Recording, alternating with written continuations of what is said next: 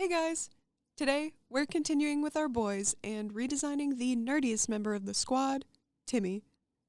I really like this redesign actually. I think he somehow ended up pretty cool. Also, if you guys like this series, please subscribe. Thank you. Anyways, Timmy is very emotionally mature for a teenage boy. He gets along relatively well with most people. He's still pretty awkward most of the time, but manages to get through it with a smile. A lot of his social skills come from being able to recognize patterns in people's behaviors and pick up on how they're feeling or what they're trying to say, even if they're struggling. However, he tends to over intellectualize his own feelings as opposed to actually feeling them. And this can lead to spiraling when he thinks he knows how he should be able to fix himself, but just can't seem to do it. When he started having feelings for Tekna, he definitely freaked out a bit because it was something he'd never felt before and he had no idea what to do about it. Timmy is very good with machines. He enjoys them because they work in predictable ways, and yet there's so much possibility for what can be done with them. And we're not just talking about computers either. Some of his favorite things to work on are actually vehicles, like hoverbikes and whatever weird kind of cars they have on Magix. I like to think that he even had a summer job working in an auto body shop before he started attending Red Fountain. That would be funny when it comes into play later on when they're on Earth and he's the one that doesn't end up working at the fruity music bar. And who are you? You're not on my list. Well, I don't work here. I'm just a friend. You can call me Jimmy. Okay then, hi Timmy. By the way, Klaus, my dude, great creative name for a cafe that sells smoothies and has live music. Just really hit the nail on the head with that one. Anyways, I like that Tekna and Timmy are both geeky and tech savvy, but since I made Tekna such an indoor child and computer person, I thought it would be a nice compliment to have Timmy be more into other kinds of technology. So, instead of his tinkering being done with code, like Tekna, he would be more into using his hands and working with physical parts. If he were here on Earth, he would totally be in robotics club in high school. Oh, another thing about Timmy, he's actually from Zenith in my rewrite. In the OG show, the wiki just lists him as being from Magix, but while that's cool for them, it doesn't really work for my reboot since I made Magix the name of, the one planet where everybody lives. So, everybody's from Magix, besides Bloom. Well, I don't know, kinda. But I liked that he was, a local to where the show takes place. So, since Zenith is really close to Althea and it's on the way to Heraklion, I thought it would be cool to make him native to that city. And that way, he's born and raised in the city where Tekna's family ended up moving to after she started getting sick all the time. I can't help but imagine Zenith looks like New York City, but I'm not totally sold on it, so we'll see. Tekna's family moved to Zenith to be close to the on-site medical facilities at Althea, but she never really got to see much of the city growing up. She was usually indoors if she got to spend any time at her parents'. I think it would be cute if one of her first dates with Timmy was showing her some cool places that he knows. But that would be after so much beating around the bush from them. Timmy wasn't afraid of girls or anything. He's a little too old for that, I think, and he's had friends that were girls, I'm sure. In this rewrite, he and Bloom actually end up as pretty close friends, platonically. But when he met Tekna, it was a whole new experience. They met for a bit at the commencement gala, and Timmy found himself tripping over his words and going weak in the knees. It's cute, but it definitely led to him avoiding her for a while as he tried to build up the courage to speak to her again. After some coaching from the other specialists and planning out what he was going to say, which I think would be a really fun sequence to watch, he finally is able to get her phone number the next time the two groups hang out. Brandon is definitely his go-to when it comes to advice about dating, which is funny because there is no way Tekna is going to Stella for advice about anything in that department. After a while of messaging back and forth and maybe talking on the phone a bit here and there, they would be comfortable enough to actually hang out in person one-on-one.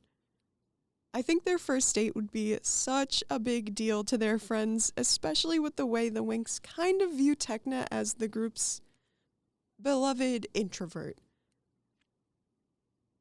For all the emphasis Winx Club puts on the romance and pairing characters up, it's kind of a bummer to me that we didn't get to see a lot of moments of them just being couples.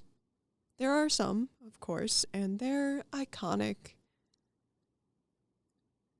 But I wish we got to have more tender moments of the characters being people together. More slice of life stuff within this plot heavy show, I guess, is what I want. I really like these characters. And I tried to give Timmy a nicer outfit too, because he has the worst outfits out of all of the specialists. That's my opinion, but I stand by it. Like, I know he's a nerdy guy and stuff, but he looks so lame. I kept the color with his sweater vest, and I tried to make him look a little shabbier by having the cuffs on his sleeves be undone and having it poking out from under the sweater vest. But I think it looks much better. Anyways, school definitely has Timmy on an emotional roller coaster. He starts out excited to leave home and meet his team, but over time starts to compare himself to the other students to the point he starts to worry about not being tough enough. There are some female specialists, but it's not as common since it's easier for them to choose a magical life path. Even if they aren't born a fairy, they can become a witch. But Timmy happens to be on an all-male squad, one where his other team members are a towering prince, a natural powerhouse, and a guy who is convinced he's the epitome of manliness and wants everyone else to know too. Yet whether or not they're trying to, and one of them definitely is on occasion, the rest of the guys kind of make Timmy feel insecure. He isn't particularly tall or beefy, and he doesn't exactly drip with grit and tenacity. His character arc would, I think, end up with him having a moment where he really hits a low point, probably in my season 2, when all of the characters go to Earth for a while, and I bring in some stuff from season 4 of the original show. When he doesn't have the ability to use a lot of his skills with technology, because Earth technology is so primitive. This is prehistoric technology. Where did you get that thing? But it's the most recent model. On Earth, maybe? I think not being able to help out the team in his usual way, that would really get to him. Then, after Tekna gets trapped in the Omega dimension, which in my rewrite isn't a separate dimension but rather a prison located at the South Pole of Magics known as Omega Penitentiary, he has to get over this major hurdle of self-doubt in order to somehow find a way to prove to everyone else that the love of his life isn't dead, and that they need to go save her from the frozen wastelands of Omega and the violent criminals who have been freed from their crystalline prisons. Because Omega Penitentiary is so remote, in order to transport prisoners, there are several strategically placed portals around the world through which those of the highest magical danger can be transported to this maximum security facility. Tekna will sacrifice herself for her friends, giving them the ability to escape through one of these portals without being followed so they can hit the emergency shutdown switch, saving Magix, but unfortunately leaving her behind. As the rest of those aboard the ship watched in horror after her split-second decision, they all believed they saw her go down amidst the chaos of their pursuers. But Timmy is the pilot, and he was at the helm with all the equipment and the screens, and he swears he saw her signature on the radar flee the fight just as they made it through the portal. In order to prove she was still alive, he eventually creates a device that can trace her magic across the world, using traces of it that were left behind on his glasses after she fixed them once with a mending spell. There's a kind of tech that is Timmy's absolute favorite, and it's something he never really got a chance to play with growing up in the city. The kind that flies. I think on Magix, the main form of transportation is a magical high-speed rail, mostly because I wish every day for more trains in America. But there is also an air travel industry. Most of the aircraft Timmy had experienced growing up were passenger planes soaring way above his head, and they fascinated him. When he decided to join Red Fountain, a major contributing factor was the chance to be a part of their pilot training program. I don't think he realized how much training to fight he would be doing as well, since that's not really something he's super into. Give Sky or Brandon a sword and they'll swing it all day long, but Timmy would rather be doing, anything else. I imagine that Timmy was also matched with a sword, however, he is able to kind of tinker with it since these are Phanto Blades and they're kind of it's not a regular sword. So he's able to modify it to be a ranged weapon. That way he can fight at a distance and maintain control of the ship.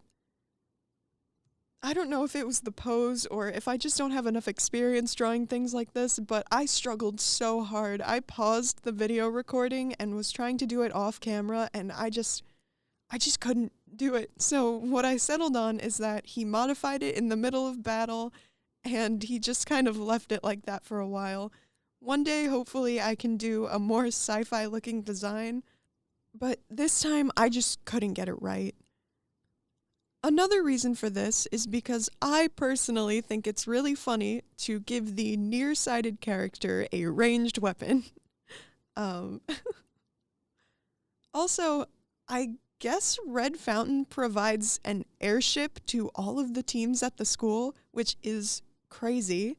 Maybe it isn't as big and powerful as the one in the OG show. I mean, it is a very elite school, so maybe. But each squad has a designated pilot. However, for Timmy, it's more than just his role on the ship. It's his passion. This boy was meant to take to the sky, and he is incredibly skilled at maneuvering through the air and keeping track of all the systems and hardware at play within the ship at the same time. Without Timmy, the team would likely have found themselves in a lot more danger than they do, and they get into dangerous situations pretty frequently. It's a shame that Riven gives Timmy such a hard time when they first meet, because eventually they become really great teammates. He would also grow to be great friends with Helia and Naboo once they enter the scene, as they too are both men with a strong connection to their sensitive sides. I imagine the three meet up often after the events of the story are long past, and in my mind, Timmy ends up as a teacher at Red Fountain, leading the program, training new pilots, and taking to the sky whenever he wants. At least twice a day, actually, for his commute between work and home, which is, of course, at Althea, where Techna takes over after Farragonda's retirement. And by then, the world of Magix and all of its fairies will be a little bit different. I really had fun with this episode. It really got me thinking about lore stuff, and I'm gonna try to work on my structuring for these videos to get more of that out in the open. I think there'll be a pretty extensive breakdown of the plot of the first season of my rewrite when I get to Darkar's design, which I will be doing. And after that, we're getting more into season 2.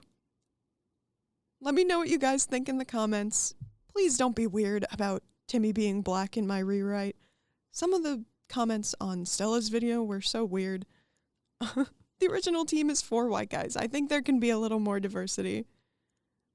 if you guys enjoyed, I'll see you next episode. Bye.